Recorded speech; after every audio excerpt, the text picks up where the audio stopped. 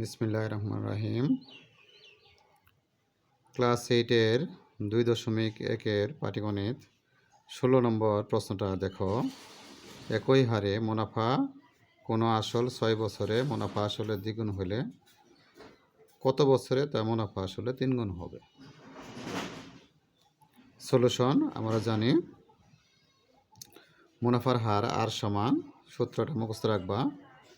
যে কোনো প্রশ্ন যদি দ্বিগুণ 3 গুণ 4 গুণ 5 গুণ এরকম থাকে তাহলে মুনাফার হার আর সমান যত গুণ -1 হয় সময়।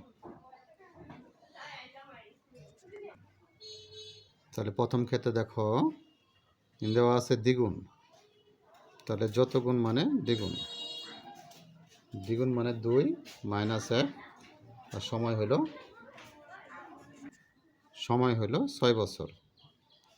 তাহলে 2 থেকে 1 গেলে 1 আর 6, তাহলে এটাই হলো মুনাফার হার। দ্বিতীয় ক্ষেত্রে কত বছরে তা মুনাফা আসলে 3 গুণ হবে। তাহলে আবার আগের সূত্রই দেখো, আগের সূত্র দ্বিতীয় ক্ষেত্রে মুনাফার হার আর সমান বের করছি 1/6 টাকা সময় n সমান কত। তাহলে আমরা জানি মুনাফার হার সমান যত গুণ -1 বাই সময়, যত গুণ -1 বাই সময়। তাহলে পরের স্টেপে দেওয়া আছে 3 গুণ, তাহলে 3 -1 বাই সময় আর মুনাফার হার বের করছি 1/6।